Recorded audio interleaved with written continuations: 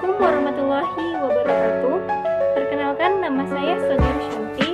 Saya adalah mahasiswa UIN Riau, jurusan Manajemen Pendidikan Islam kelas 4A. Di mana saya di sini akan menerangkan apa itu pemimpin dan kepemimpinan dalam sebuah organisasi, yaitu matkul psikologi manajemen.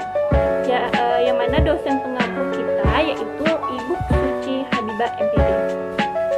Baik, di sini saya akan menerangkan yaitu pemimpin dan kepemimpinan di sebuah organisasi. Yang mana yang seperti kita udah ketahui, pemimpin adalah individu yang melakukan proses mempengaruhi sebuah kelompok atau organisasi untuk mencapai suatu tujuan yang telah disepakati bersama. Sedangkan kepemimpinan merupakan sifat yang diterapkan individu yang bertindak sebagai pemimpin untuk mempengaruhi anggotanya untuk mencapai suatu sasaran atau tujuan yang telah disepakati bersama. Baik, kepemimpinan secara harfiah berasal dari kata pimpin.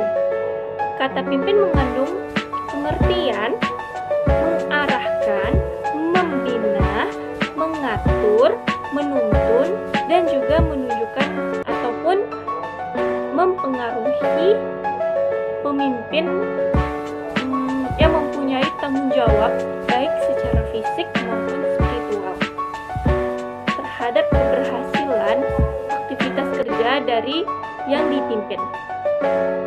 Sehingga pemimpin itu tidak mudah dan tidak akan setiap orang mempunyai kesamaan di sebuah organisasi dalam menjalankan kepemimpinannya. Ternyata di dunia nyata munculnya pemimpin sangat berpengaruh pada tipe-tipe manakah pemimpin tersebut. Setidaknya ada dua tipe pemimpin. Yang pertama yaitu pemimpin konvensional, yaitu kepemimpinan konvensional adalah pemimpin yang tidak menyatakan dirinya sebagai pemimpin, akan tetapi segala pendapat, tindakan, dan pemikirannya dijadikan sebuah panutan. Misalnya dari tokoh masyarakat, teman paling pintar di kelas, atau orang yang lebih tua. Mereka tidak pernah atau secara formal dinyatakan sebagai pemimpin, tapi karena memiliki pengetahuan yang lebih secara langsung, secara tidak langsung, menjadikan mereka pimpinan atau orang yang menjadi panutan. Yang kedua yaitu pemimpin ilmiah. Tipe pemimpin ilmiah ini tipe pemimpin yang dikelompokkan berdasarkan teori-teori ilmiah yang biasa disebut dengan gaya kepemimpinan.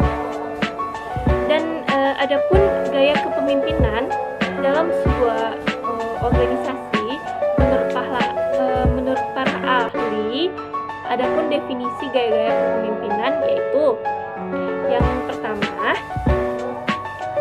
menurut Toha tahun 2013, ia menyatakan bahwa gaya kepemimpinan merupakan norma perilaku yang digunakan oleh seseorang pada saat orang tersebut mencoba mempengaruhi perilaku orang lain seperti yang ia lihat. Dan menurut Levi, tahun 2014 menyatakan gaya kepemimpinan adalah kumpulan ciri-ciri yang digunakan pemimpin untuk mempengaruhi bawahan agar sasaran suatu organisasi tersebut tercapai, dan dapat pula dikatakan bahwa gaya kepemimpinan adalah pola perilaku dan strategi yang disukai dan sering diterapkan oleh seorang pemimpin. Menurut Stoner, tahun 1996, ia menyatakan bahwa gaya kepemimpinan adalah berbagai pola tingkah laku yang disukai oleh pimpinan dalam memproses, mengarahkan dan mempengaruhi pekerja. Gaya-gaya kepemimpinan birokrasi. Gaya kepemimpinan ini biasanya diterapkan dalam sebuah perusahaan dan akan efektif apabila setiap karyawan mengikuti setiap kegiatan atau prosedur dan telah melakukan tanggung jawab secara rutin setiap hari, tetapi dalam gaya kepemimpinan tersebut ini tidak ada ruang bagi anggotanya untuk melakukan inovasi karena semuanya sudah diatur dalam sebuah peraturan tatanan prosedur yang harus dipatuhi oleh setiap anggota atau bawahannya. Yang selanjutnya yaitu kepemimpinan partisipatif. Yaitu dalam gaya kepemimpinan partisipatif ini, ide dapat mengalir dari bawah anggota dan memecahkan suatu masalah, membuat keputusan dipegang secara bergantian. Pemimpin juga memberi ruang gerak para bawahan untuk dapat berpartisipasi dalam pembuatan suatu keputusan serta adanya suasana persahabatan yang sangat berhubungan, saling percaya antara pemimpin dan anggota. Dalam gaya ini, pemimpin juga cenderung aktif dalam meminta masukan dari para anggota setiap menyelesaikan sesuatu masalah. Dan yang selanjutnya yaitu kepemimpinan delegatif, yaitu kepemimpinan ini mirip dengan autokratis. Ini gaya kepemimpinan laissez-faire, yaitu pemimpin memberikan 100% kepercayaan dan kebebasan kepada anggotanya untuk menyelesaikan masalah atau menyelesaikan tugas dan menyerahkan seluruh metode atau cara penyelesaian kepada anggotanya. Pemimpin cenderung membiarkan keputusan dibuat oleh siapa saja dalam kelompok.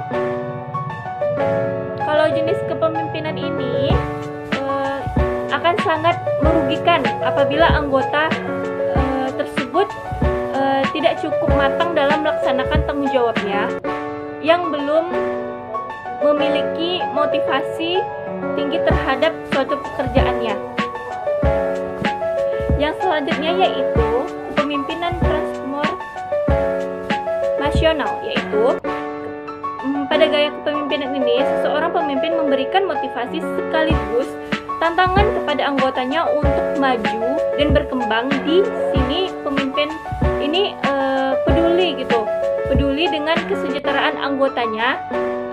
Gaya kepemimpinan ini transformasional dapat menginspirasi perubahan positif kepada anggota-anggotanya. Para pemimpin jenis ini memperhatikan dan melibatkan langsung dalam proses, termasuk dalam hal membantu para anggota untuk berhasil menyelesaikan tugas-tugas mereka. Yang selanjutnya yaitu kepemimpinan melayani atau servant, yang mana sesuai namanya kepemimpinan ini yaitu pelayan, sehingga pemimpin akan melayani, memfasilitasi dan mengakomodir anggota-anggotanya untuk terus berkembang. Dan pemimpin ini melayani lebih mengutamakan kebutuhan, kepentingan dan aspirasi dari para anggota daripada kepentingan dirinya sendiri. Yang selanjutnya yaitu kepemimpinan situasional. Gaya kepemimpinan ini menjadikan seseorang pemimpin bebas menggunakan gaya kepemimpinan yang mana sesuai dengan kondisinya. Yang selanjutnya yaitu gaya kepemimpinan situasional, yaitu mencoba mengkombinasikan proses kepemimpinan dengan situasi dan kondisi yang ada. Ada 4 gaya yang diterapkan pemimpin jenis ini. Yang pertama yaitu telling, directing, yaitu memberitahukan, menunjukkan pemimpin dan menetapkan. Yang kedua yaitu quoting atau menjual, menjelaskan, memperjelas atau membujuk. Yang ketiga yaitu participating supporting, yaitu kinerja yang tinggi kepada karyawan. Yang keempat yaitu directing atau mendelegasi, mengamatkan, mengawasi, dan menyelesaikan. Pengukuran gaya kepemimpinan. Untuk mengukur gaya kepemimpinannya digunakan sebuah indikator sebagai berikut. Yang pertama yaitu menurut Gibson tahun 2014 yaitu yang pertama yaitu karisma. Adanya karisma dalam sebuah pemimpin akan mempengaruhi bawahan untuk berbuat dan berperilaku sesuai dengan yang diinginkannya dan sesuai dengan apa yang diinginkan sebuah pemimpin tersebut. Dan yang kedua yaitu ideal influence, yaitu pengaruh ideal. Seorang pemimpin yang baik harus mampu memberikan pengaruh positif bagi bawahannya. Dan yang selanjutnya yaitu inspiration, yaitu pemimpin harus memiliki kemampuan untuk menjadikan sumber inspirasi bagi bawahannya, sehingga bawahan itu mempunyai inisiatif agar dapat berkembang dan memiliki kemampuan seperti yang ia inginkan oleh pemimpinnya. Yang selanjutnya yaitu intellectual stimulation, yaitu adanya kemampuan secara intelektualitas dari seorang pemimpin akan dapat menuntun bawahannya untuk lebih maju dan berpikir kreatif serta penuh inovasi untuk berkembang lebih maju. Dan yang selanjutnya yaitu individualist atau memperhatikan individu. Perhatian dari seorang pemimpin terhadap bawahannya itu secara individual akan mempengaruhi bawahannya tersebut untuk memiliki loyalitas yang tinggi terhadap pemimpinnya. Baiklah, hanya ini yang dapat saya sampaikan. Apabila ada kata-kata saya yang salah, saya mohon maaf. Sesungguhnya kebenaran datang dari Allah Subhanahu wa Ta'ala dan kesalahan datang pada diri saya sendiri. Wabillahi taufiq wal hidayah. Wassalamualaikum warahmatullahi wabarakatuh.